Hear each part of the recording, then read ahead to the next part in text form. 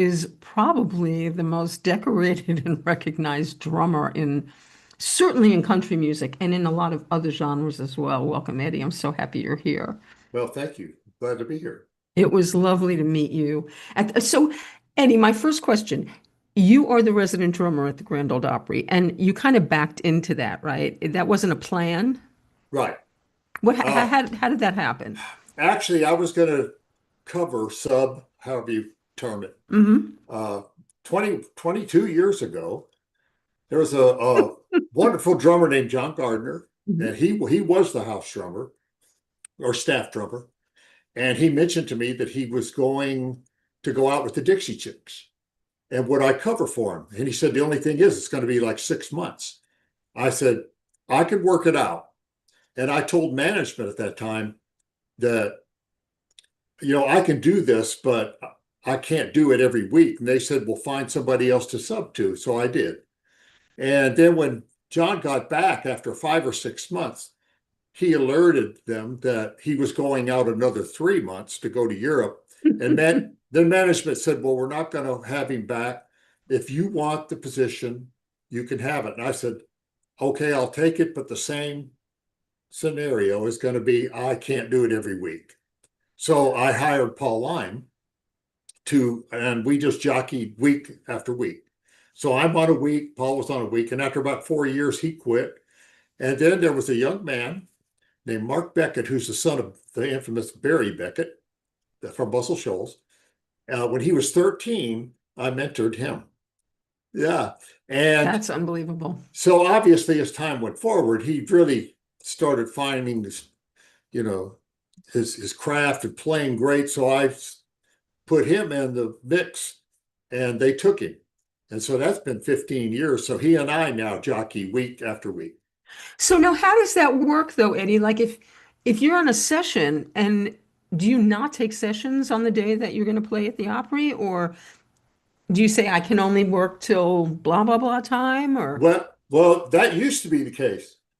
Now we're so laden, as you saw the night that you and Snuff were there, that there's so much material to learn. We have to run things through before like 4:30 or 5. So a 2 o'clock session, which is supposed to be 3 hours to 5, you can't do that.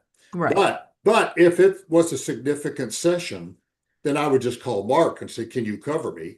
I And see. so we do that all the time, you But know. if you're hired, you've done 300 more than 300 albums that have gone gold and platinum. The total count of your albums I have not found.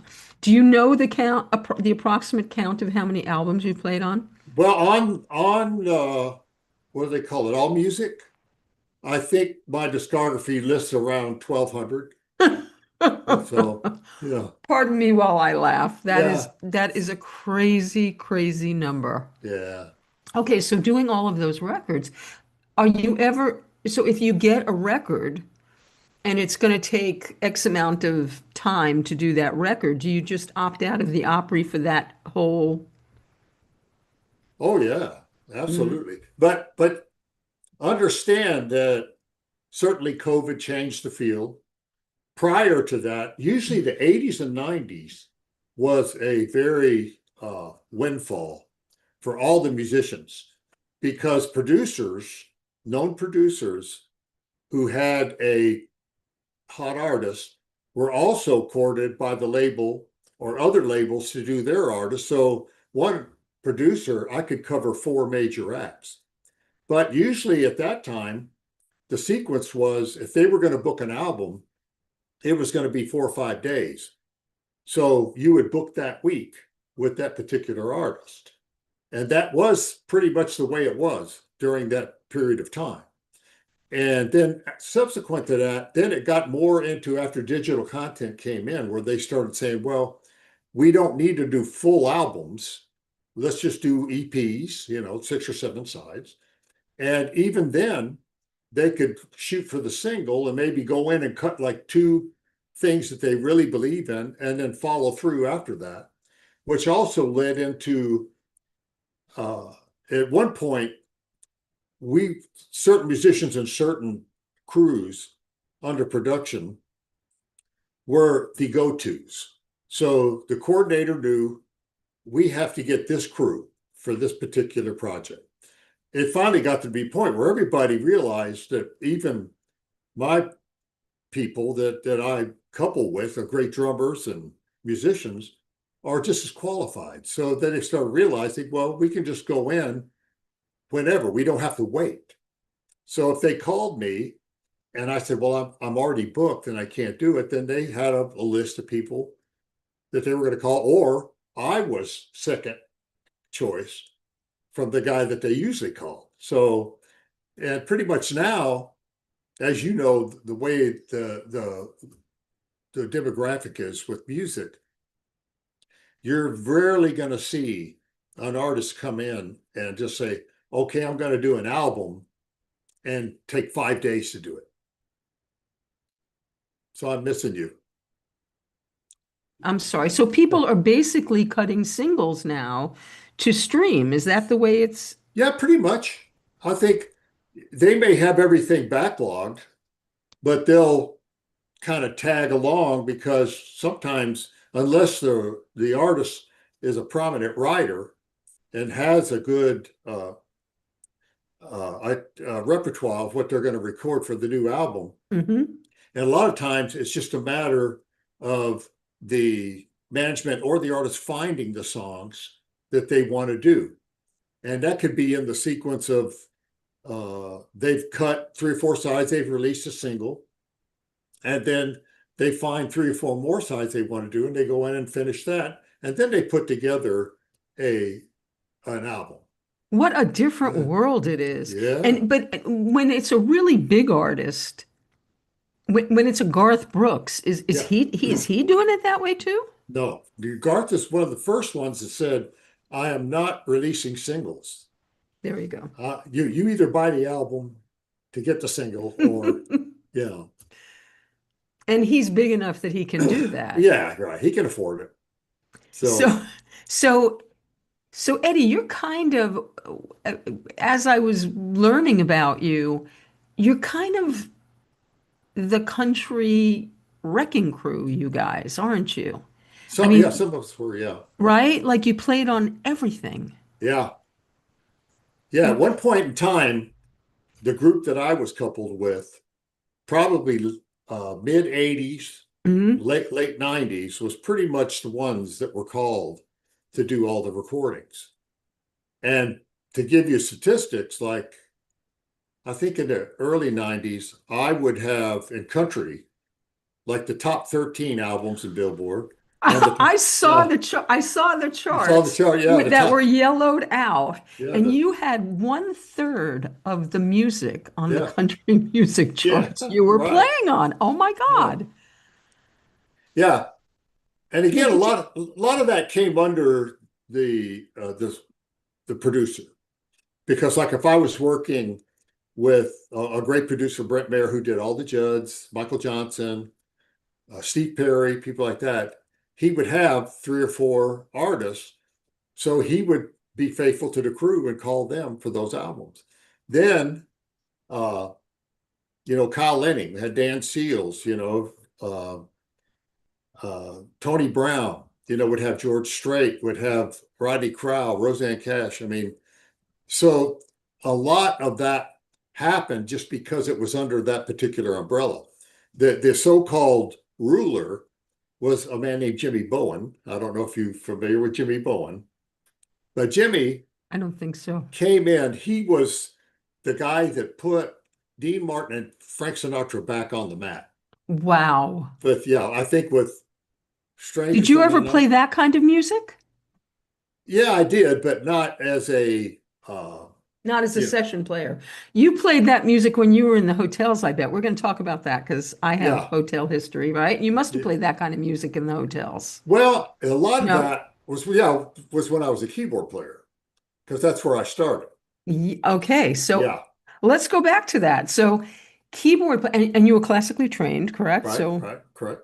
now, now I know your father was in the military. Yeah. Were your people musical?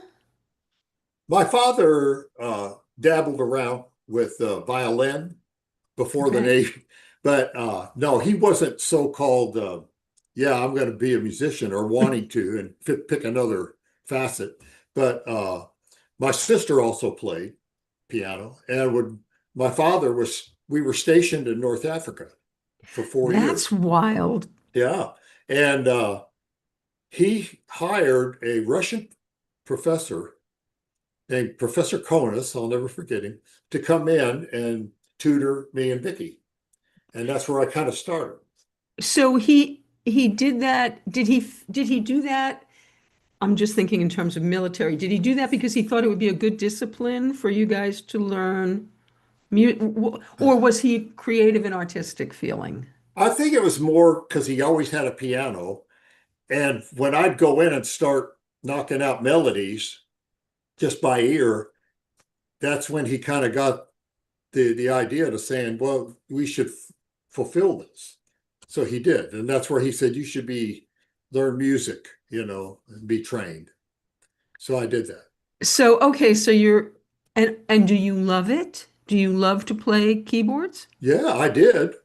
You I did. do. Okay, Well, you did. especially now, because now with virtual instruments, I Hmm. don't know if anybody out there is familiar, but a virtual instrument, because of a program Yes. called MIDI, Hmm.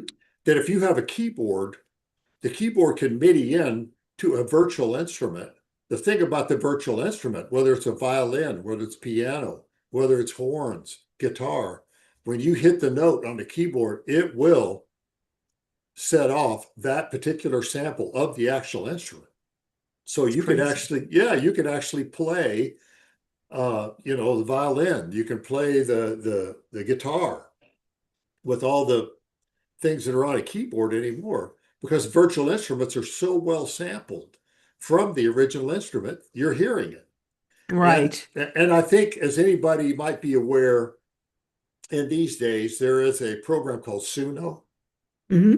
Well, Suno is like if you, let's say you and Snuffy sat down and wrote a song and did a guitar with a voice, and you put it in Suno, it would come back with a finished record, and it sounds like you were in the studio. I was muted again. I've heard about this. That's just Yeah. now, are you really playing that? Wait, because I know of the other thing where you can just give ideas and it will write a whole song for you. That's not what you're talking about. It can do that. It has the parameters to be able to do that. You can write a concept and it will come up with its own. But I've utilized the software more in, let's just say Lane wrote a song Hmm. and I do a piano and she does a vocal. I can submit that into Suno and it will manufacture a recording that you would think, oh, you were in the studio with all these musicians. It's that great. I mean, Oh, it's great. but even beyond that, when we were in Nashville, actually, we were talking about this, and David Santos went ahead and he just put an idea for a song, not Right. even the music, Yeah, just an just, idea. I think he put a poem in, Yeah, and within like 3 minutes, it does like it. a song that could be on the radio came Yeah. out. It's crazy. How do you No, feel about that? all the innovations throughout life, sometimes I liken it because I have seen it take a hit for, like, sometimes when I first got started, there were things called demos Right. where, Things where, called demos. yeah, well, We're old that, enough to that, know those. well, they still do them, Yeah. but it's like you could go in and record your song, and then somebody could pitch that song to a major artist. But you had to have some sort of replication of the song for them to listen to. So when you went into the studio with the musicians, you'd say, well, I'd like to pitch this to George Strait. Okay, we'll do it in that way, kind of like that fashion. And now, see, and like a lot of the so-called demo houses, Hmm. they would charge $500 a song, and you could come in and do your one song. It would have the musicians play on the song. It would involve overdubbing and mixing. You get all that for Right. 500. But now for $8 a month, you can that writer can come in and Wow. he's got something to be able to pitch a song. Wow. Yeah. There's something to be said for it. It's also a little terrifying, but my kids went to dance school with Billie Eilish and her brother, and they Wow. knew her when she was just, 12, before she broke through, right? And he Yeah. just took that song they did and he put it on Spotify, and 5 minutes later, It's she's viral. selling gazillions of copies. Yeah. So it's pretty amazing the opportunities that are there for so many more people. But at the same time, what happens to people like you who are starting out? Like, are drummers being replaced by drum machines in, In some cases they are, but there are still enough of the mindset of people coming through that do want to have yeah, ensemble. So they're right, going to book the musicians, they're going to go in and do these records. So a lot of the recordings you're hearing now that are really in the top 10, top 20, they're actually recorded in a studio.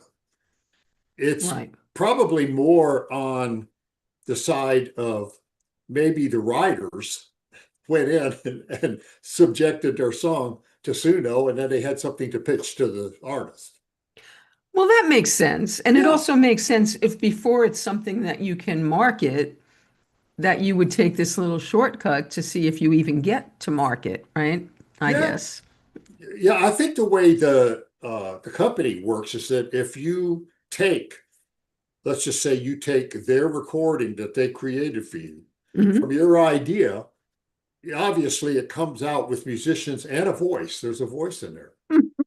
But let's just say hypothetically you took the voice off and put your own voice on, then you can't use that file unless you collaborate with the company under a And publishing. what does that mean? What does a collaboration with the company entail? I would say it's for rights Mhm. to the Right, but music. how much do you have to do on top of what they've done so that you become a co-author of, like, Yeah, do they get publishing? Does Sono get publishing? I think I don't think they might get some of it. I don't Wow. know how extensive it goes. Mm-hmm. I know it's an option when I just subject something and I just want the demo. It said, if you do you want to publish this? Mm-hmm. So basically, that's publishing it to put it out there in the field. Then it's just a matter of who listens to it, who takes it. I haven't ever seen or talked to anybody that actually said, oh, yeah, I made a deal with them, because I don't know what the parameters of that are. I would imagine it's like any other deal. There's probably certain things where, okay, we'll do this and you do this, and then that's a collaboration. But I've never gone that far, so I'm not aware.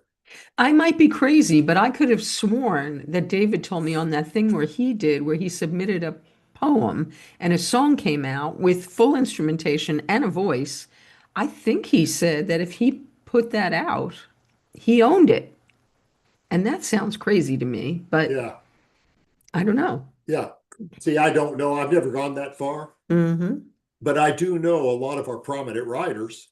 Let's just say we're in a room and we're writing, and we could get down to a specific point where a certain line within the verse or chorus or bridge or something like that, and we're stuck. I've seen them subject to Suno, Wow. and it comes out with all these options, and they go, "Okay, we'll pick that. That sounds good." Wow. Yeah, That's amazing. I mean, yeah, I'm not sure how I feel about that, if that's good or if that's bad, but it's progress, I guess. yeah. I mean, everything that I've seen throughout my history, I mean, from going early back Mhm. with what there's always different things that, like in drum world, that they want to talk about, like click tracks. Right. In fact, I got one coming up, and it's specifically about the click track. So the click track for your audience is to understand when you hear a recording that was more than likely played to a click in the tempo of the song. So if it was 120 beats a minute, then that song is played to that. Right. It keeps everybody right on the same page. Plus, with the new hardware and software, an engineer can go in and actually quantize And that's why when you go and you hear a particular recording, you just go, man, that is so tight. You know, when my objective to that is, yeah, that might be the case because that's pretty much the way of the world now. Everything is quantized, and that's what you're hearing. It would be like if you programmed it yourself in GarageBand or Logic or anything like that. Right. But to me, I just go, to do yourself a favor and go get Stevie Wonder songs in the key of life and listen to that. Snuffy Because, played on that oh, on All Day wow. Sucker. Yeah. And Well, Stevie says, play something, play it funky, Snuffy, on the record. well, if you listen, go back and listen to it, Yeah. you'll see that there's some downbeats that do what Mhm. we call flam, you know, but the whole thing is loose, but it just feels so great. So now as a player, Eddie, do you prefer to work with or without a click track? It just depends. Okay. Yeah. Like when would it be better to not have one? If the artist is spot on, Hmm. and they're absolutely sure the tempo that they want, then what I would do is say, okay, if we were running it down, they said, well, I want it a little faster. A little faster in anybody's mind could be 5 beats, it could be 20 beats. Right. Nobody would know. That's So, right. so what I would do is I would set the click to, okay, let's try this and let's just play the intro and a verse to it. And they go, that's great.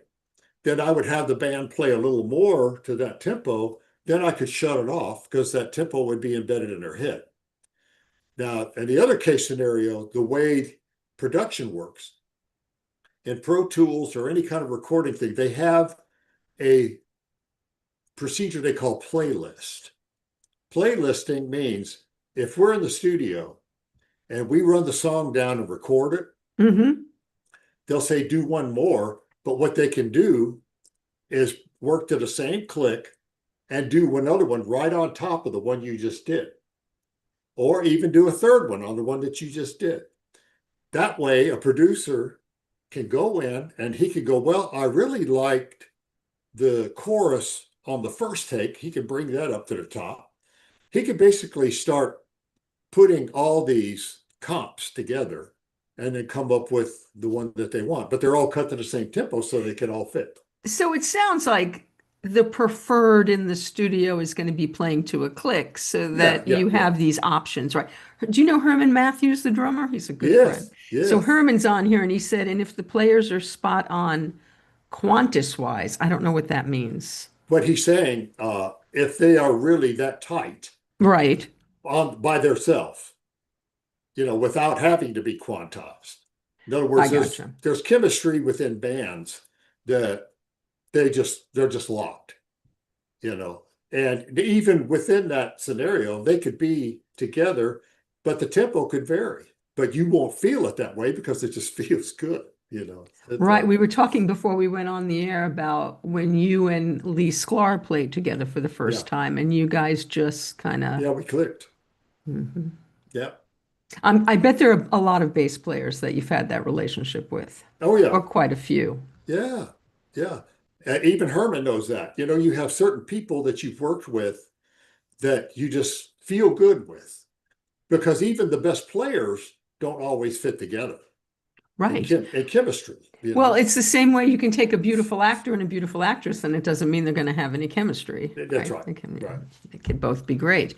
And we're going to get to your chemistry in a couple minutes. Okay, so you're a keyboard, but you're a now you're not playing. You also played the Hammond though. You played B3. piano. You Yeah. played yeah. Um, and what was Oh, okay, I heard you tell an interesting story, how you fell into becoming a professional musician. So you're playing keyboard. You're in South Africa. Where in Africa? No, that was young That was training. young. Yeah. You And then go, how do you get back to the States? I When are get you, back, well, get back to the States because my father retired after 30 years and my mother was from Nashville. So we moved back to Nashville. uh-huh. And how old are you? Probably 9, 10. Oh, you're a little kid. Okay. Oh yeah, still the Yeah. kid. but more classical. I mean, I was the nerd, believe me. They go in, they would say, "Hey, play that Ravel piece again," and I'd play it. And they go, "Ah, ha, ha," laugh at it, and I went, oh, "Okay, great." So I won't do that anymore. But then after that, about 6 years, we had an unfortunate accident, and my family and my mother's sister were taken by an unfortunate drunk driver. Oh And gosh, I'm so so, sorry. yeah. And what it was is my father had already, and my mother had separated and divorced before Hmm. that. So I became what they call a ward of the court. But I was Wait, where 16. was your father? He had already remarried and had a family, and I didn't fit in I gotcha. with her. Hmm. So I just told my dad, I said, "I'm a ward of the court, but if you'll side with me in court, I'm 16. I know how to play. I have some contacts that I Have know." you already been playing in and making money playing? Not making money, no. I mean, in a sense, high school bands, stuff And like what kind that. of music are you playing then? They were playing rock, Hmm. R&B. Hmm. What It's music interesting. did you grow up listening to? I Well, it's strange. I grew up listening to John Philip Sousa Okay. marching around the room, but then most of the classical, from Debussy and Beethoven, the standard Bachs and stuff like that. And then what happened was subsequent to that, then when I did make my journey out of Nashville and I was playing B3, there was a band up in Philadelphia that needed a B3 player. So I got with them, and it was a group that did all kind of like Las Vegas songs, Frank Sinatra stuff. Right. So yeah, so that's what I played with them for about a year. And then we went to Wildwood, New Jersey. And the way the shore points always worked was you worked from uh, Memorial to Labor Day.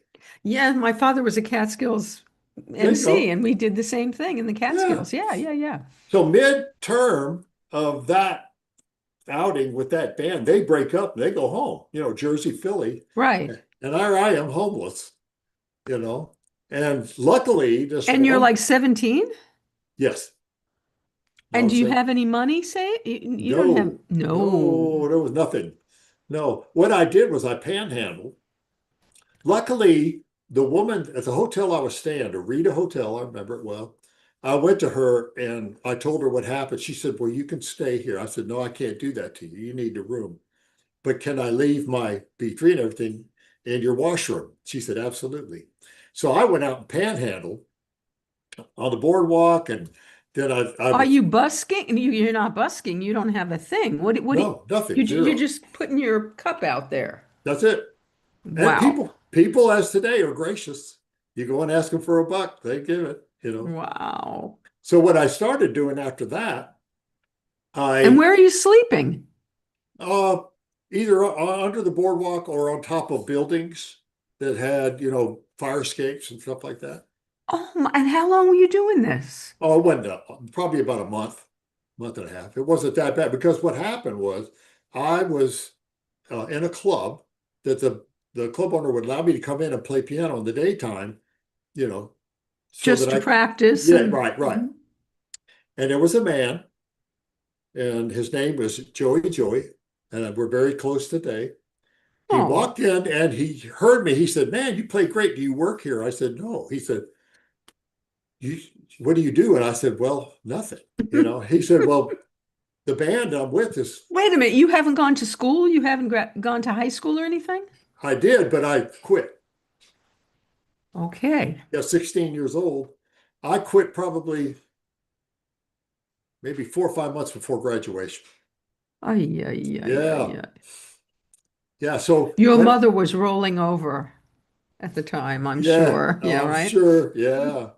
So anyway, when Joey came in, he said, "We're talking about doing, adding a keyboard." And I said, "Yeah, okay." And so anyway, he came in, he said, "Well, we have to talk to the band leader and he has to meet you. And if you get into the Italian family, he said, well, he wants to meet you. He unfortunately is having a funeral for his brother in Philadelphia, so we have to take like a 2 hour drive from Wildwood to there. And I went, and it was like everything that you ever saw in The Godfather. I met Tony. How you doing? If he come, he said, "Okay, I like you, kid. You're in." So anyway, after that, I got with him.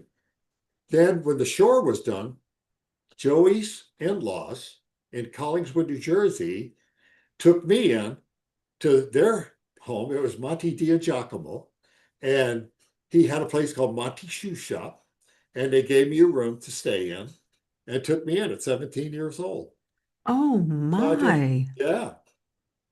And so from there, that band, me and Joey got in another band subsequent because the head of the other band we were with, Tony, was going to just stop anyway. So anyway, we got to another band and had local players from Philly, and we left there and went to Las Vegas. Actually, we went to LA first, and we were managed by a guy named Bobby Stevens of the Checkmates Ltd. From Las Vegas.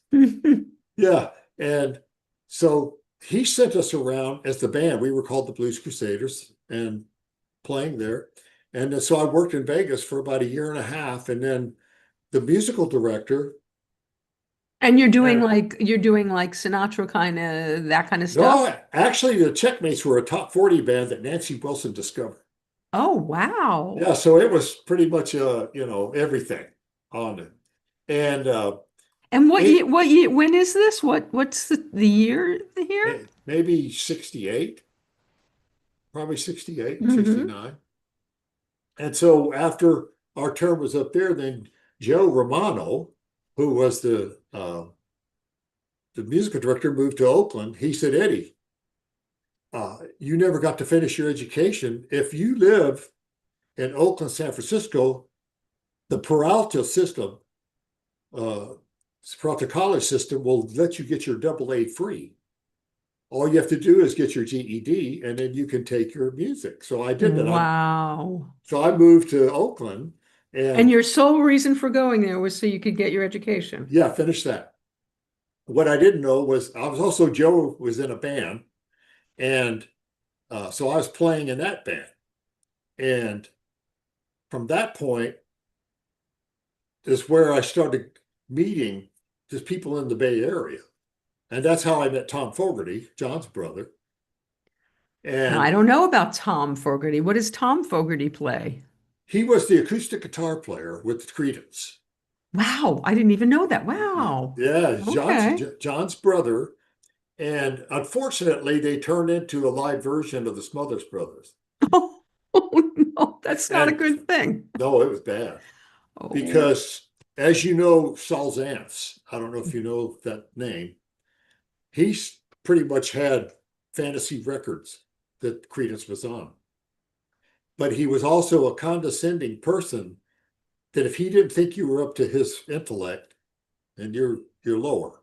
oh, And that's where he thought about Creedence after Creedence made him $110 million. Jesus. He started working to disperse the band. So he courted Tom. Why would he do, why would he cut off his nose? Just, why would he do that? Just his own snobbery? Well, no, he was able to further his own, whatever you want to call it. He was a His great, own purse? well, you have to understand as a music director, Hmm. Amadeus, Cuckoo's Nest, English Patient, they were all his movies. Wow. Yeah. So he already then was way up there, and John and them were way down here. I see. So Tom went to John and said, you're writing all the songs, which duh, Proud Mary. And but I can do that too. And so John said, okay, let's go in and we'll record some of your stuff and present it to Saul. And he said, well, I already talked to Saul and he's giving me a deal. And John said, don't do this. I know what he's doing. He's wanting to bake the band up. And Tom went on and did it anyway, and it broke it up. Oh. And to fulfill that story, years later, 91, 92, I went to LA at a place called the Lighthouse. to Hmm. do Fogerty's album. And when I went in, I enlightened him about who I was and what I said. I used to sit out there with Tom and wait for you to finish Texas Rangers album, your solo album, and we go in and record. And then he started telling me, he said, yeah, he said that was a sad situation. And he said, we didn't even reconcile on my mother's deathbed. Oh, gosh. Yeah. Oh, that's awful. Yeah. It was sad. It was sad. It was just a sad thing. Tom, subsequent to that, died of tuberculosis. He passed on. Oh. And And you yeah, were playing with a few other people when you were up there in the Bay Area, weren't you? yeah, Like a yeah, little Jerry Garcia guy. yeah. Well, that came from Tom. What it was is Tom put together what they call a little snap, a group of guys that when they weren't on tour, like Tom, Priest was on tour, Jerry, Grateful Dead was on tour. There was a guy named Merle Saunders, a great BP river, a great drummer named Billy Cole, and then I played piano. And we go in and jam, and then we play around the Bay Area, What now? Keystone What kind of Corner. music are you guys playing? Are you playing Oh, like oh, rock music. Yeah, it would are be you we. playing like dead kind of Yeah, stoned rock music? yeah, exactly. Yeah, okay. Yeah, Wow. yeah. Well, and how long did you do that? Probably from maybe I'd say 69 to 73. Wow. Yeah, and then I So you were heard, there through that whole Summer of Lovish time oh yeah, I rec and the Jefferson Airplane and I worked on their album. oh Jack Yeah, and Yorma are friends of mine. yeah. Wow. Well, Oh my it wasn't their album. It was uh Grace and her husband's album called Paul. Sunfighter. Hmm. So I was on that. And Wow. yeah, Wow, that's yeah. just absolutely crazy. So you're doing a comp oh, and you're still playing and you're playing keyboards. No, I was going what happened with the checkmates, I was able to diversify because there were two prominent people in the checkmates, Sonny Charles, who might you might know from a great single called Black Pearl. He sang that. And then Sweet Louie was the drummer. So Oh. that's how I pretty much nailed that position because they said, well, when Sweet Louie goes out, you get on the drums. When Sonny Charles goes out, you get on the B3. Wow. Now So, wait a minute. You just got on the drums? You had no well, I played, I mean, I think every musician can attest to they might have a prominent instrument, but they also, let's just say, dabble with guitar. well, did you ever play guitar? Very, no. I No. did, but not like that. No. But so Piano and what drums, draws between piano and drums? How do those survival. okay. So it was it was a conscious choice. Okay, this would be good for me to be able to do this. If the work, if they said they needed a drummer, I said, I'm the guy. If they need a keyboard player, I'm the guy. Okay, so how long did it take you? You spent a lot of years playing keyboard. How long did it take you? You are the master. How long did it take Wow. you to? So I'm assuming this is a natural gift that you Yeah, have. right, right. Playing drums was just something that came natural when I sat down and played. I just loved the feel, being able to play, and Did you study it all? not drums, but No. knowing music, I could read. Right. You know, like Mike Post notates everything out, so you have to read his notation on drums. So yeah, that's where it came in place and works out. So now, but there's so much subtlety and there's so much to your craft. So how long would you say it took you from the time you sat down on a kit till you had, I mean, did you have the finesse and did it all come like right away? Yeah, pretty much because if I heard a song and I love the feel of the song, because I was raised with the Wilson Pickett's and Otis and James Hmm. Brown, and I just loved playing that music. So that was the natural thing to sit down and play those songs. Wow. Yeah. But then, So okay, go ahead. no, I say, but later on, when I came back to Nashville in 74, I'm basically broke again. And I heard about an audition for a keyboard player down at a club called Printer's Alley. And it was the Carousel Club. And I went in, there were like three or four other keyboard players there. And I auditioned, and this big burly guy came up and he said, "You're my guy." And it was Larry London, who, if anybody looks up Larry, so I played piano with Larry for about a year and a half. And then I told him, I said, I really want to more get back into drums though. And he said, "Well, I got my practice pad upstairs," because we were just a quartet that played in between shows at the Uh-huh. Carousel. And of course, Larry was a great mentor. There's nothing that I don't receive that he's not mentioned because of mentoring me. And What did tell me, Eddie, what did that entail? And I want to ask you about if you've mentored anybody, but his being your mentor, how did aside from giving you that gig, how did he mentor you? In what ways? as we became close, just even as musicians, me keyboards, him drums, and even probably over midway into that job that I had with him, Hmm. he actually mentioned to me, he said, "I'm going to be going out with Chet Atkins. And instead of us hiring somebody, I've already told the club owner, you know all the music. Why don't you just play the drums? And it'll just be a trio." And I was going, yes, yes. So if anybody ever knew about Larry, which all I knew is he was such a phenomenal player. Hmm. I'd play with him every night and just get inspired watching him. So I can't wait. I get to the club.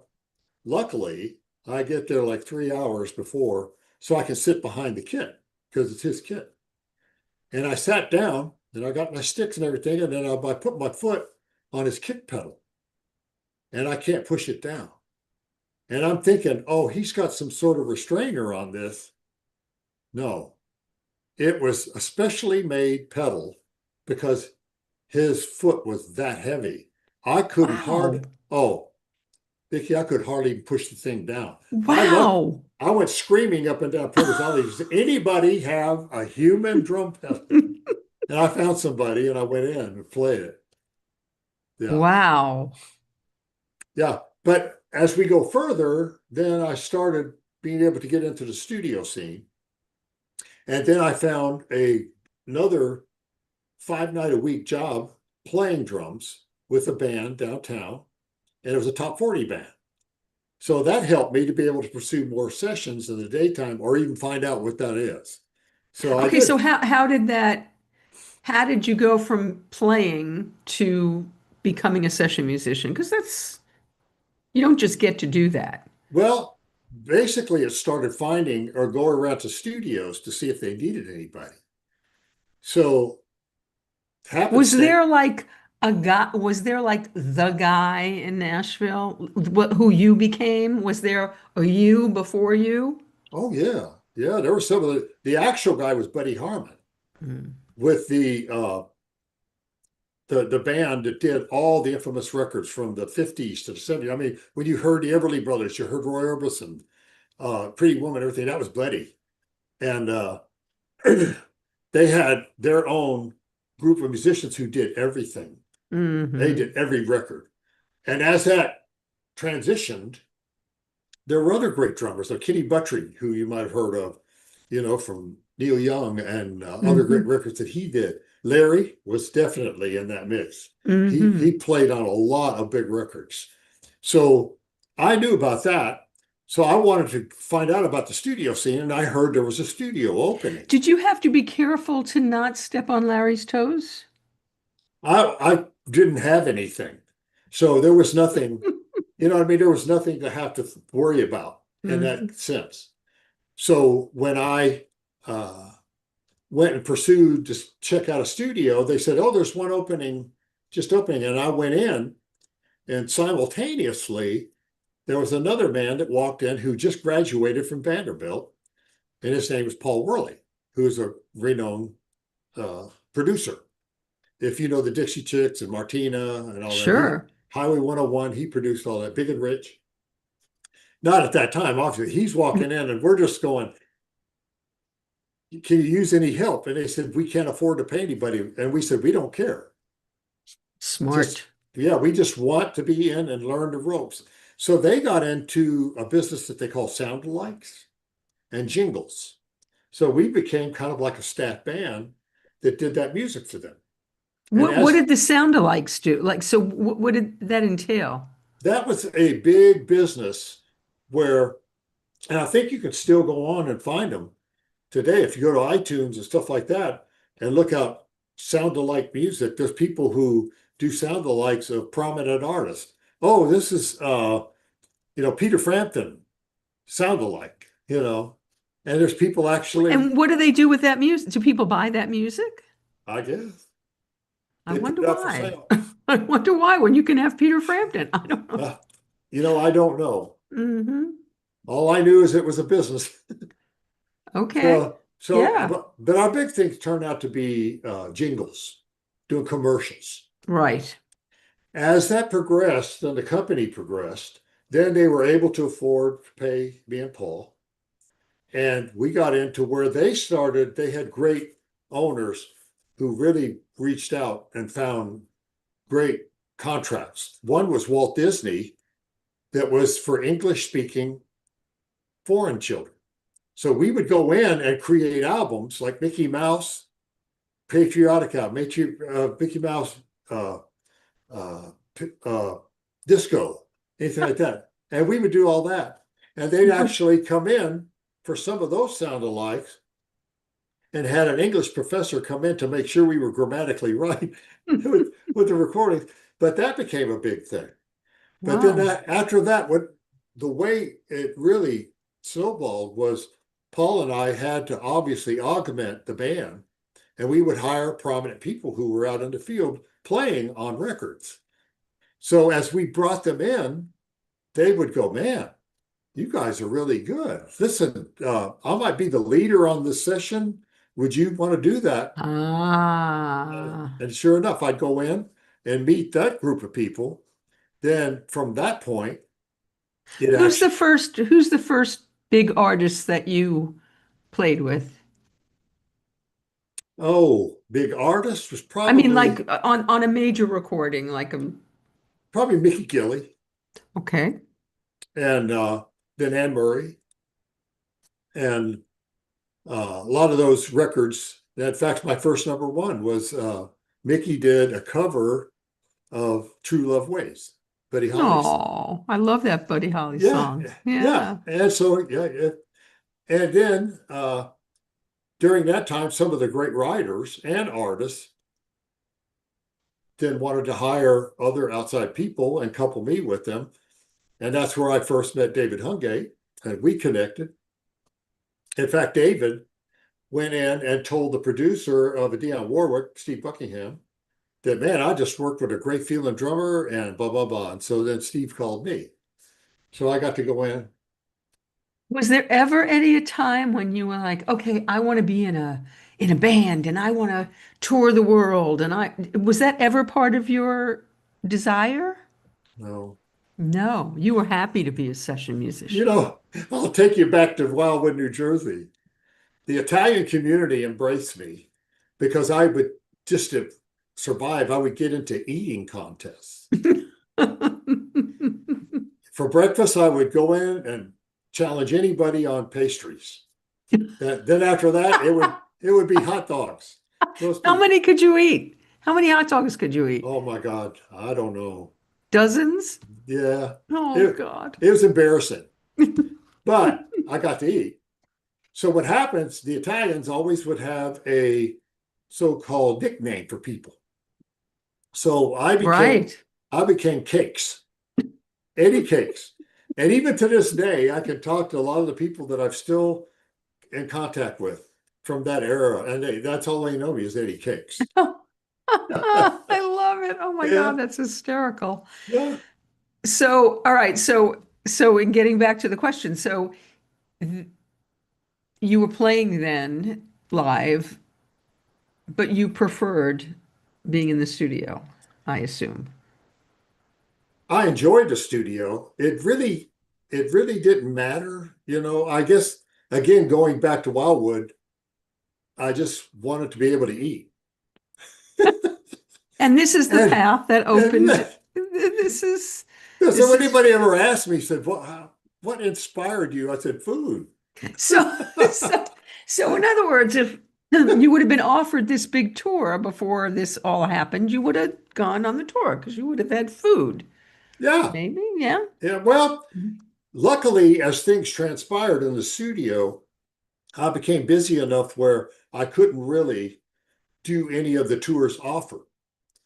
And Because I'm sure you were offered. yeah, yeah, there Yeah. were. In fact, there was one I did Mark Knopfler's Golden Heart album, and he even told everybody, "This is my band. This is the band I want. My manager will call you." And the manager called me. What year is this? Do you remember? Oh, I'd have to look it up. Hold on. Approximately. It's probably around the 90s. Yeah, it was in the 90s. Mhm. So And we're still the MTV generation and all of yeah, that. Hmm. yeah. But when he told me that Mark really wanted me in there, and I said, that's great. And so to go out on tour with him, and he told me, and it was what we call rock and roll money. I mean, it was stupid. And You turned it it down? well, at that point, you have to understand, I go back to my love. And when he told me, he said, well, the first 3 months are going to be in Europe. I said, I can't be away from Lane that long. I don't want to be somewhere where if she needed me or anything like that, that I couldn't get there. So yeah, I did turn it down.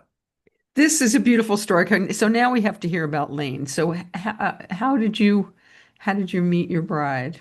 Well, Lane started in Chicago, and then from there went to LA. She was one of the top models, actresses, everything like She's that. gorgeous. Yeah, oh, thank you. Yes. So she got her first deal at Capitol Records in Los Angeles. And from that point, you know, as they do with artists, they keep giving them budgets to do records. It happened to be that prior to the album I was on, she had Chip Smallman, who was the Memphis Boys, you know, who did all of Elvis and did all the things like that. Did you And play with Elvis? well, he wasn't there. But you were on one of his records, though. Yeah, right. Wow. Okay. Yeah. So anyway, she does the record with Chips. And then the next record after that, they booked me to play it. And I think what happened before that, she had a number one record with Johnny Lee called The Yellow Rose of Texas, right? So, and also before that, she had a big Oscar nominated record called Over You. I from Tender Mercies. You remember? Wow. Yeah, yeah, Wow. yeah. So I already was aware, but when I got her record, then I was seeing about certain things, unfortunately, that were going on.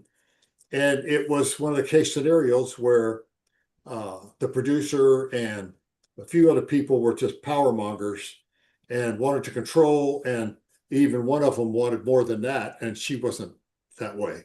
Hmm. So when she basically negated that, the guy was well known enough to be able to go back to Capitol and everything, say, oh, she's a Jezebel. She came on, she didn't do this, do that. And of course, they're going to believe him.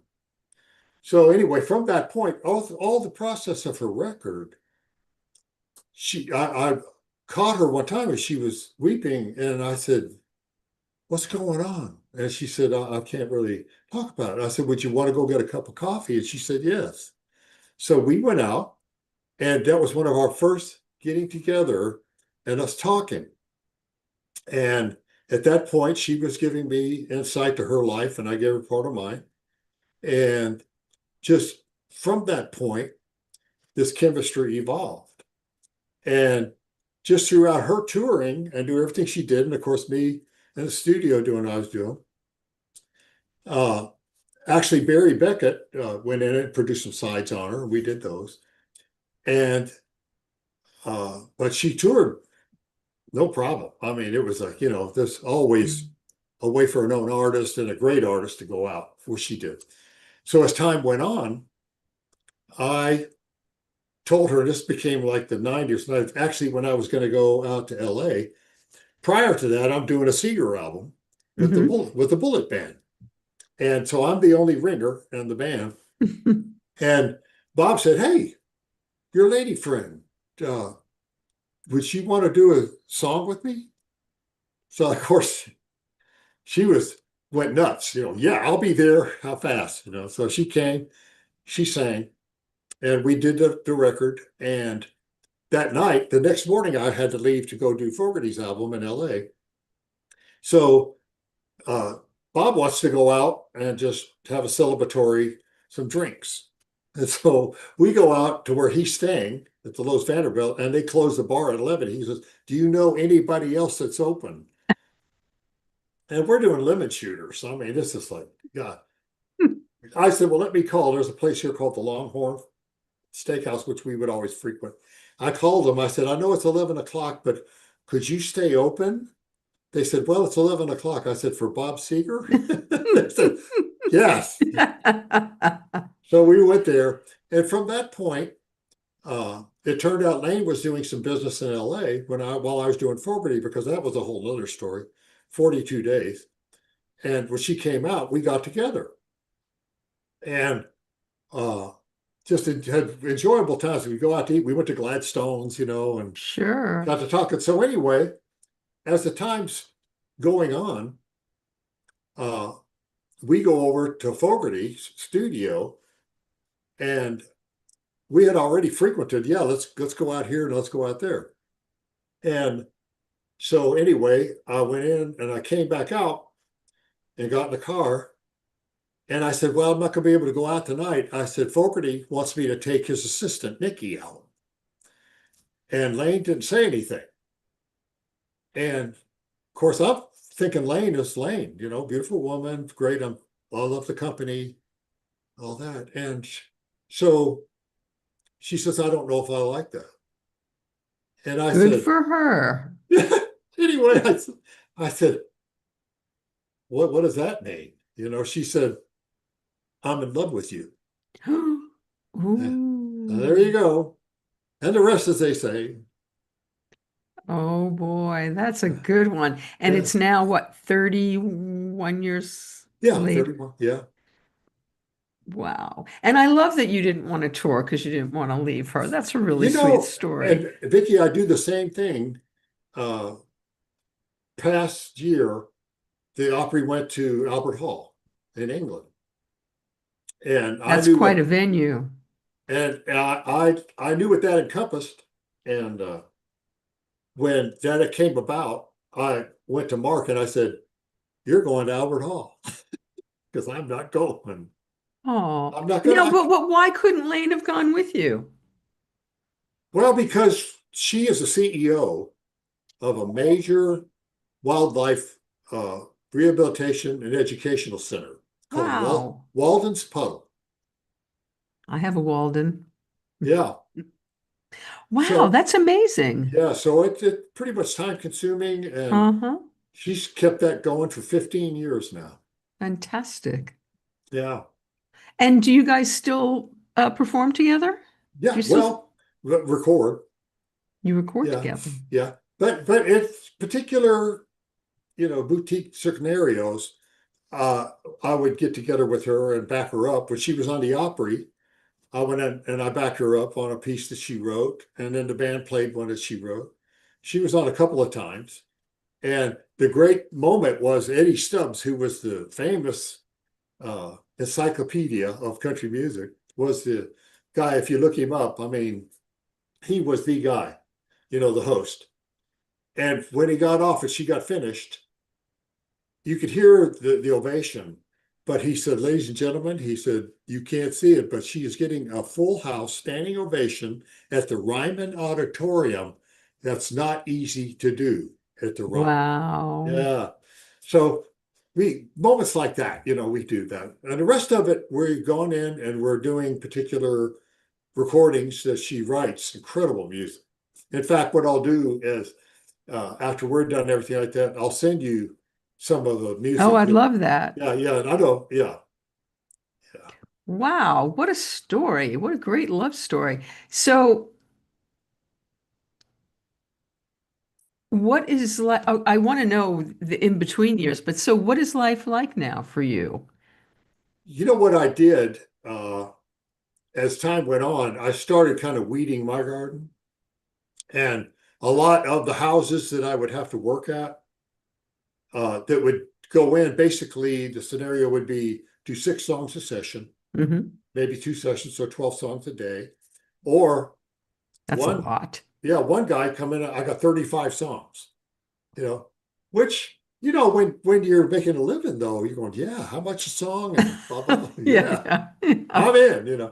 But a lot of that, it's open for a lot of the other younger musicians to come in, and they're doing and honing their craft off of that and getting known, and playing on great records. And some of the ones that I've actually been involved with, and they're very gracious, when they come back. One is a drummer named Tommy Harden, is a wonderful drummer, and he always credits me, and just like with uh, Shannon Forrest, with Toto, and just other musicians that came through. Because what happened was, when I realized how important education was, uh, I was taken in by Berkeley School probably 15, 20 years ago by a couple of the professors. So I would go there and mentor students, and then Fantastic. yeah, they would come here to Nashville for a week out of every year, probably October, and there would be an itinerary set up to cover all facets of the industry. So obviously, I would help coordinate those with some of the people that I knew prominently. And then there would be a session day.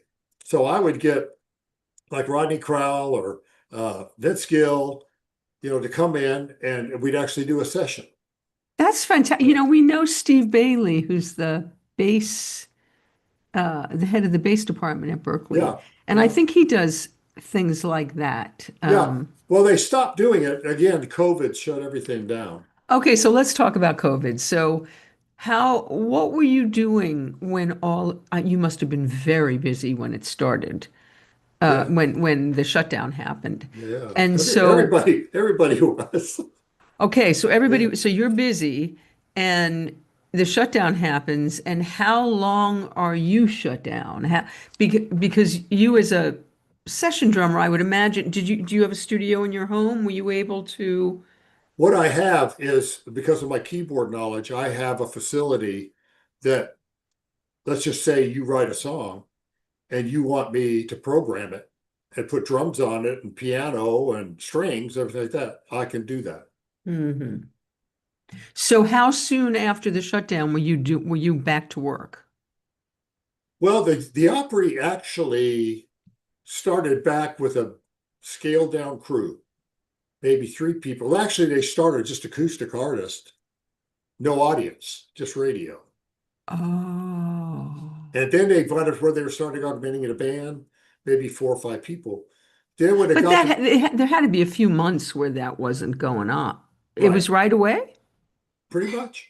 Wow. Yeah, they would have an artist come in and do the radio show. It was only a Saturday night, but it was still the radio show. Then they would go to 2 nights and then augment it from there. So you really weren't out of work for very long.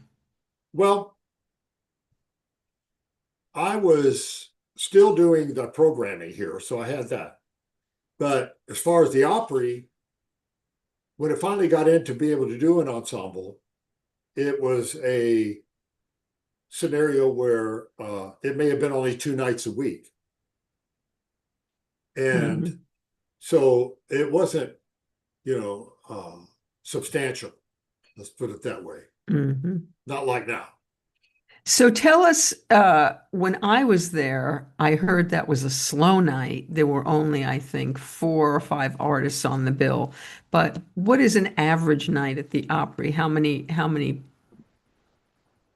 artists might you play behind in the course of an evening? Well, you probably like you saw Wendy, she did 15 minutes. Yes, she did. So the other artists are the same thing. They're allotted 15 minutes. Right. For a 2.5 hour schedule, you can see that every 15 minutes there's another artist. And Unless, is that the average that is yeah, 15 minutes? yeah, But there are some nights, I mean, I've never seen so many dressing rooms in my entire yeah, life. There are some nights when you have a lot of people there. Yeah? yeah. But a lot of that depends on if it's let's say Rhonda Vincent has her band. So, you're looking at 6 or 7 people. Hmm. So there are those scenarios, or even Connie Smith, she has her own band. So other artists have their own bands. And then like Wendy always uses us. Right. So we're on the staff there, and Vince always uses us. Hmm. And so in some cases, it might be a full roster, but maybe we're only working with 4 or 5 people. I see. But then there are nights, I know we were there right around the time when they were doing the Opry anniversary Right, celebrations. And there were right. some nights like Carrie Underwood was there and all these, like there were loads of people Yeah. there. And so you're probably backing up all of those people, I would think. No, she and some of the more prominent like that have their own band. Okay. And the other thing is they'll give somebody like her 30 minutes. So, and like if Alan Jackson comes in, they give him 30 minutes. I So see. that's the way that works. And is it still fun for you? Yeah. Because You to look like me, you were having fun. oh, what I enjoy, and Lane knows this, is that at my point of my career, the thing I embrace about the Opry is when you go into the studio, as you know, you can say, let's do that again. You've got a chart. Let's do it one more time. Or let me punch in. The Opry, you have one shot. Right. You have to learn that song. You have to perform that song, which you got to witness. Fantastic. It Yeah, was it was thrilling. I've never been there before. It was thrilling. It was so yeah, wonderful. yeah. And Wendy is Oh, crazy. through the She's roof. she's Absolutely. so Yeah, talented. So, okay, so the first drummer inducted into the Country Music Hall of Fame. That's a crazy distinction. I mean, the Country Music Hall of Fame's been around for a while. We went and looked there. There's a lot of people in there, yeah. but not a lot of people. There are and there aren't. I mean, it's a No, very distinct maybe a group. 150 something. I don't know. And there's when we saw your plaque Yeah, with your head and yeah. yeah. Um, so were you surprised? Were you not surprised? I, again, the CEO of the CMA, her staff called me and said, Eddie, they want to get together with you and talk about the criteria for the musician of the year. I said, you only vote for one. What possibly could be a criteria for voting for one musician? I Well, thought, is that the award that you've won 14 times? no, that was the Academy of Country Music, Oh, okay. which, 14 times. but see, here's what I thought, Vicki, was that, oh, maybe you're going to now diversify and have more than one musician and delegate to each facet, like a drummer or bass player, you I know. see. Hmm. I thought maybe that was the idea. So I said, okay, when do you want to meet? So I said, okay, we're going to meet. I went down and went into the halls. Of course, everything's pretty well vacant because of COVID. And so I went in and I talked to the two staff that was there. And I said, I'm still a bit wondering what this is about. I mean, are they going to change or do more musicians in a year? And they said, well, we don't think so. I said, so what could I enlighten? They would say, oh yeah, look for this, look for that. And so anyway, the CEO at that time, oh, she still is actually. She's stepping down this year, actually, Sarah. And she came in, and I've known Sarah since she started. This is the secretary for somebody. And uh, anyway, we got to talking, and I said, I was trying to reach. There was a guy named Martin Clayton who was the running CMT, you know, who she worked for. And I said, I wanted to tell him because when I went in to the Musicians Hall of Fame, he had a lot to do with that. And I said, I tried to contact him. She says, well, I can give you his number. But she says, ironically enough, this has something to do with that. And I said, what? She said, and then she told me that I was going into the Country Music Hall of Fame. So what Now, happened? was that the one that, did you have COVID during that? Here's the sequence of that. Yeah. She says, we're going to announce this in August. So anyway, Are you time. surprised, by the way, that you were Oh, going to yeah, be the first absolutely. drummer inducted into the? Well, because I thought so many others before me, that's what I thought. I couldn't imagine why, why am I being brought in, you know? Yeah. So, Deserved. Yeah. Go ahead. so anyway, I was talking with a couple of people who were involved in all that. And they were like one Tony Brown, who just went in this year, Mhm. and Jim Ed Norman, who you may know, right? That big producer. And other people said, well, we had something to do with that. And Tony said, the reason is because you're still relevant. And the way the Hall of Fame Mm. works, they have veteran and then they have relevant. So if you'll see, when I went in with an incredible known steel player, Pete Drake, who's known through history, but also went in with Ray Charles. Yes, you Yeah, did. yeah, And the Judds. yeah, Judge. Yeah. I So mean, how did it take Ray Charles so long to get in there? I don't know. I just know the lady that runs his office and everything there where you live. She just told me, Eddie, if you're ever here, you got to come through. She said you'd be amazed at everything that's still in this office. Wow. So I said, yeah, I'll definitely do that when I get there. Wow. Yeah. So now the circumstance of it though was now did you have COVID? What happened was is subsequent to that, they're going to announce in August. Hmm. All of a sudden, I do come down with COVID. And Elaine took me to the hospital, but it was one where after maybe 2 or 3 days, okay, you can go home. And I went home. And then the oxygen and everything started depleting and it got worse.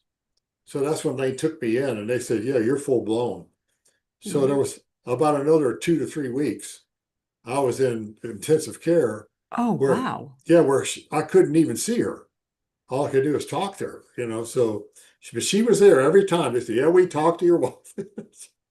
Yes, Oh, so, wow. So yeah. how did that affect your induction? Did it affect Well, you? it not the induction. What it did was the announcement. Ah, And they called me and they said, we're going to announce this, blah, blah, blah. And I said, well, there's no way I can make that, obviously. And even they said, you know what? I think you're right. We're just going to telecast this and Reba will come in and announce it.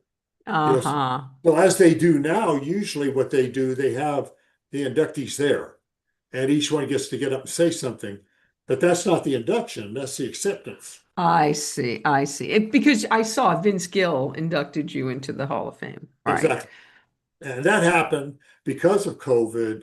I was supposed to go in on 21, but I went in May of 22 because of the lapse. Their normal inductions are October. So I went in 22 and they did a whole nother induction in October.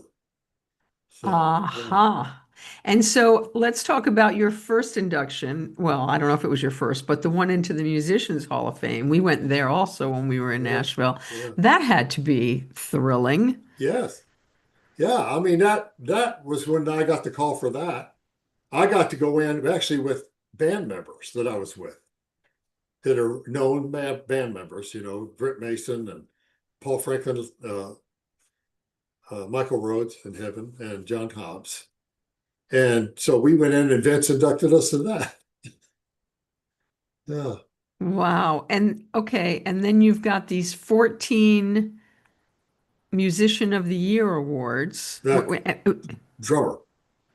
Drummer of the Year awards. Yeah, yeah, Okay. yeah, Yeah, that's pretty damn good if you yeah, ask me. yeah. And then also you got inducted into something with Ringo and it was like, wait, and Sheila E. What was that? That's a Zildjian cymbals Right. Hall of Fame. They have a Hall of Fame as Oh, well.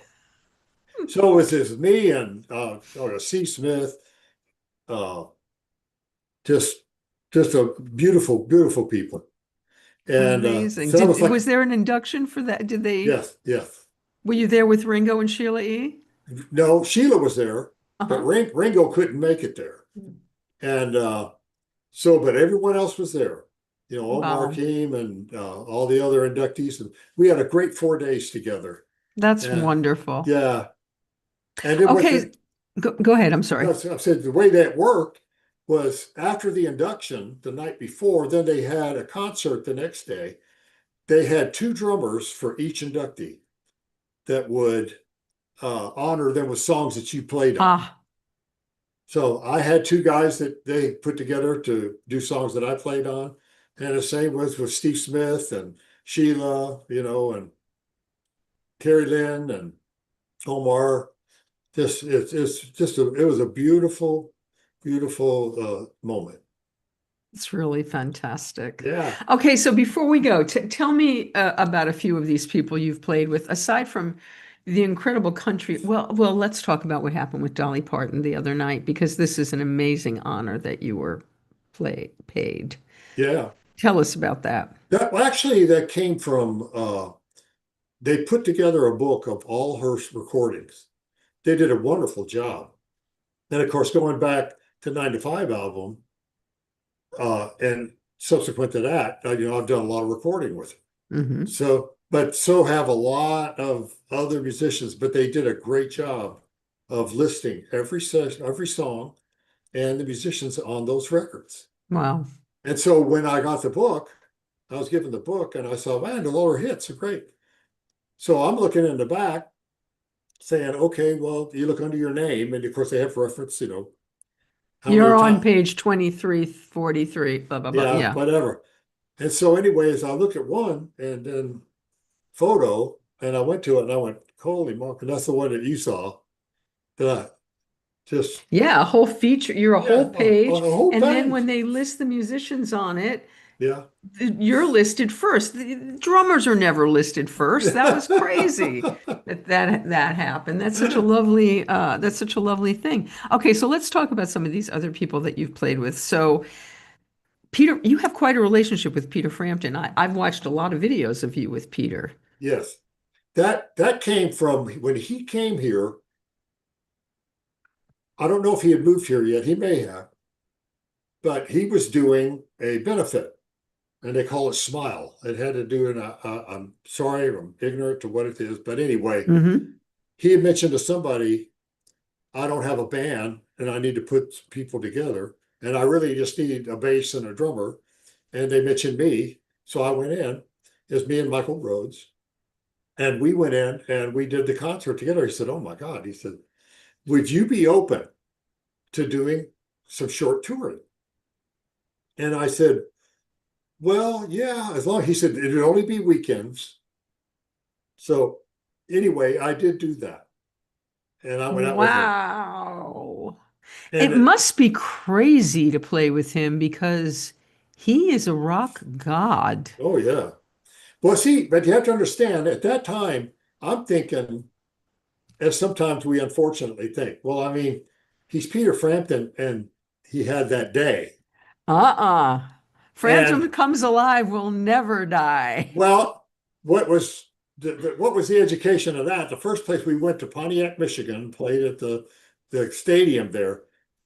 It was sold out. I mean, Yeah. 20,000 people. And I just went, I get it. And went to St. John's in Canada, 60,000 people. Oh my. Now, what is that like for you don't do that often. So is that really Yeah. fun for you to do that once in a while?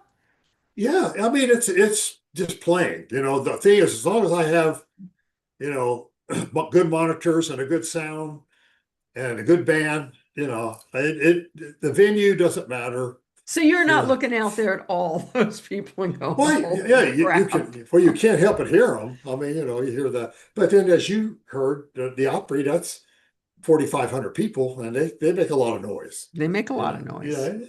yeah.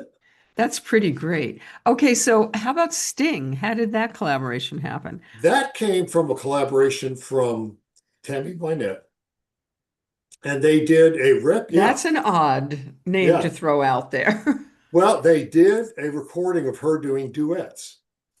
From that, they brought in specific songs for her to do with the artist. So I got to go in the studio with her and do Every Breath You Take with Sting playing bass. Of course, you know, Wow. that's just, I'm just hearing playing. I'm going, oh my God, that's Sting. Man. Okay, so now as a drummer, I just saw Sting in concert again, Yeah, not that long ago, yeah. a few months ago, and he's still extraordinary. Oh yeah, He's an extraordinary bassist. yeah, So, is that fun for you? yeah. I mean, What did you have rapport with Sting playing? yeah, we had a rapport. And as a matter of fact, on the CMA Awards, he was there and we got to meet again in the dressing room there. And he played, he was on a song that we did for the CMA Awards. So we got to do that. And, but yeah, just, How fun is that? How yeah, about Elton John? How did your paths cross? well, ironically, the same thing. This Tammy Wynette. Oh, was Elton must have been fun. Oh, he was wonderful. He was so humble, you know, as anyone could think. Hopefully, it's not going to go the other way. But is that okay? Is that okay? I mean, he's just Oh, really gracious, very gracious. has there been anyone? I mean, you've played with so many people. Did it ever go the other way? No, no, Wow, isn't that lucky? yeah, I've been blessed with sweethearts. They're all just That's wonderful, wonderful people. you played with John Denver, Yes, I did. I worked on his album. and what was he like? He seems Just, sweet. oh, every recording we did, every take of a song, he would go around to every musician and shake their hand and say, thank you for that. Thank you for that. Thank you for that. Oh, Yeah. wow, that's even nicer Yeah. than I would have thought. Yeah. Um, wait, I'm looking. And you played with the Beach Boys? Yes, I did an album with them, and I have a funny story. And then subsequent to that, I did Brian Wilson's record with him. They called Imagination. And then after that, I did tracks for the movie Love and Mercy, they're called. Yeah. Prior to that, I'm going up. Brian had codependency, and it was with his producer named Joe Thomas. So he got so codependent. Joe was successful. He built a multi-million-dollar home in St. Joe, Illinois. So Brian did the same thing. He built a home there and put a studio in that looked like the most major studio that you could ever see. So anyway, I'm driving up there and Lane's with me and I get pulled over. Just Illinois cop or something like that. He pulled over. He Hmm. goes, you know, you were speeding. I said, I'm sorry. Like that. He looked back now, even though my drum kit's there, I would always carry snares, you know, regular artillery there in the back. And he looked back and he goes, so what is that? And I said, it's a snare drums and everything. He goes, snare drums. So you play? I said, yeah. he said, are you going to perform? I said, yeah, I'm going to do a recording with Brian Wilson. He was ecstatic. He said, Brian Wilson, I love Brian Wilson. Of course, I'm thinking, hey, give me your number, address. You're going to get a signed autograph. Get me out of this ticket. So anyway, I'm feeling good. And he's going, oh my God, that would be great. So I'm feeling so good. I want to tell him about the album I did with the Beach Boys. I said, yes. And I actually did recording with the Beach Boys, and they did duets with all the country artists. He said, I hated that record. I said, okay, give me the ticket. He said, nah, you're good. I hated that record. Oh my God, that is crazy. Ay, ay, ay. And so, and how about Mark Knopfler? I adore his music. How was he Yeah. to play with? Oh, just a very unique artistry because every song was like his child. So Oh, it didn't matter how long you took on it, but he would run it down to you and get your take on it first and then want to fine tune whatever you're doing. And just I don't know what the term would be, just very careful about how it's going to be recorded. So he was very, very, and a gracious man. how Very good. lovely. Yeah. And lastly, how about Vince Gill? I know you guys have a lot of history, and Oh, yeah. I know Wendy's been playing with Vince for quite some time. That's right. And so, excuse me, and Vince has come and played with your band, right? Oh, yeah. Yeah. So, do you guys have like a shorthand? Is because you're so personally connected? Yeah. Yeah. Pretty much unsaid, because I go back, I played on his first record in 84, I think, 85, Wow. that Emery Gordy produced. And then from that, uh, there were a couple more albums. And then the one that was the big breakthrough was Tony Brown produced. And at that time, he was spent. He couldn't understand. Nothing was happening. So they released two singles off of that record, and both of them didn't do anything. Oh, wow. The third one was When I Call Your Name, Hmm. which was the one that did everything. And then for subsequent to that, then all of a sudden he's known for the talent that he is. So yeah, I mean, if we see each other, we have our old underlying little skits that we do with each other. Oh, Yeah. did you ever play with I'm going to call them the wrong thing, the Jumpers? I went to see them on Monday night. What are they called? Time The Jumpers. Time Jumpers. Did you ever Yeah. play with the Time I Jumpers? didn't. I did not. Yeah, that's Billy Thomas, who Vince uses on the road. That's his drummer on the road. Okay. They're quite fun, the Time Oh my Jumpers. God, they're wonderful. Wonderful. They're amazing, yeah. Well, I get you can't do the Opry and the time jump. That just would be great. You couldn't do that. That's a little too much. You got to pick your. But so at the Opry, if you had to pick, did anybody ever just surprise you and take your breath away? Wow. Ah, there's so many of them, Vicky. I bet that's true. Yeah. I mean, because you would just get done and go, oh my God, that was just wonderful. So yeah, it'd be hard to take any Do you one. have a few favorite people to back up there? Because I know there's a rotation of people that come Yeah. around and come back around and Yeah, if I get to, of course, I always back up Vince, but if I get to, and Connie Smith's drummer can't be there, I love backing her up because that is the beginnings, the right. music that she does. And same with John Conley, Mhm. you know, and So you don't get to play with a lot of these iconic people because they bring in their own bands. I used to, yeah, but back in the day, little Jimmy Dickens, Porter Wagner, I got to work with all these guys. Because the staff drummer was pretty much at that point on everybody. Uh-huh. And that wasn't until later management started loosening up and saying, well, then you can start bringing people. And if you're a big enough artist, you can bring your own band if you want. So I mean, Vince could, but he doesn't. He always just uses us, So, but the rest of them, Connie brings her band, John brings his band, and Carrie Underwood, I guess she's a oh pretty big yeah, deal at the Opry, yeah. yeah, yep, that's all her band. Hmm. Well, and so my last question, what does life look like now? So an average week for you. Well, like it's my week off at the Opry, Hmm. and so I have a couple of days of sessions. I'm going in the morning. Actually, I'm going to be do two sessions there with the new artist. And what kind of artists are you?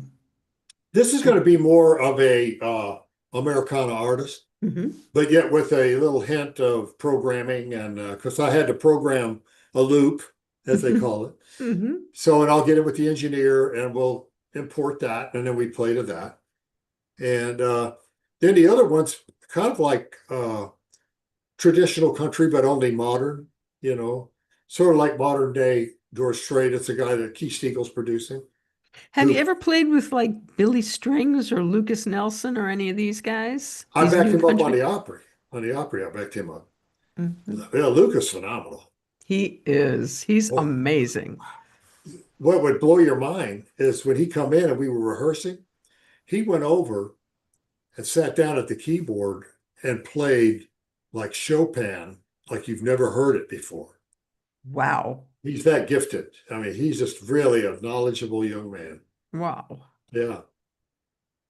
And when you close your eyes, he's Willie. Oh, is that something? It's crazy. Yeah. Talk about genetic. Yeah. Wow. Okay, so you're going to do a couple sessions this week. It's an Yeah. off week for you. So Yeah. let's say next week when you're back at the Opry, what does that look like for you? I believe we're still to, well, I think we go to 3 days next week, but then they also fold in what they call exclusive Opry. So where these major corporations will actually book the Opry for their own corporation. Wow. So we'll come in and we'll back up. In fact, Wendy's on one of them, and we'll come in and learn their material, and we just perform for them. And it's their own night, and it's their own opera.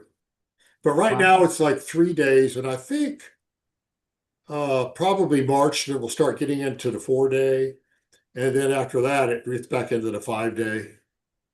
And so what is your so this week you're off, you have a couple sessions. Yeah. What's spare time for you? What do you do in your spare time? Well, a lot of times, Elaine and I'll sit down and like if she has a new song, I learn that song and we get that in. And then we do vocals for her here. And the rest of it is just enjoying not going anywhere. Isn't that nice? And of course, if you see our forecast, we aren't going anywhere this weekend. Oh, I heard bad weather there. 18 inches. Oh my God, already or coming? Yeah, Saturday. Wow. Yeah. Yikes. Okay. Yeah, exactly. Well, I So, hope you have a nice cozy oh yeah. fire or something. Oh, we have a fireplace and we got plenty of logs stacked up, and has made a whole bunch of soups, chili. She's got everything Excellent. to stretch us out over the days, and who knows how long that's going to be going on. I don't know. Do you live near Nashville's very spread out. Yeah. Do We're you do about 10 miles from it, from the Mhm. city. Hmm. Yeah, but we're in a great place around the Brentwood area. So it's a perfect locality because uh, there's a lot of great little strip malls and restaurants and everything like that that we can go frequent, or we don't have to go that far to enjoy. We drove out to the Loveless Cafe. Boy, that was sure fun. I love the Loveless Cafe. Lane will do that whenever she has her guests in, you know, because she was born in Chicago but raised in Wisconsin. So she has some people to come in, and that's the first thing she goes, no, we got to take them to the Loveless. It's the best. This is crazy. The It's biscuits and fabulous. yeah, I know, Oh my I God, know. I'd never had biscuits and gravy before. It was fantastic. Yeah, and you really don't want to a whole lot after that. No, and I tried them somewhere. We went to New Orleans and tried them there, and no, No, after the no, Loveless, you can't have it at no, all. no. There's nothing. And the fried chicken was just the best fried chicken ever. It's great. Yeah, it's pretty Excellent. fantastic. The food in Nashville are all around. We had some great meals in Nashville, There's actually. just some great restaurants. There are. It's very Well, Eddie, enjoyable. I am so grateful that you did Oh, this. It was Vicky. lovely to get to know you, Oh, and you too, Vic.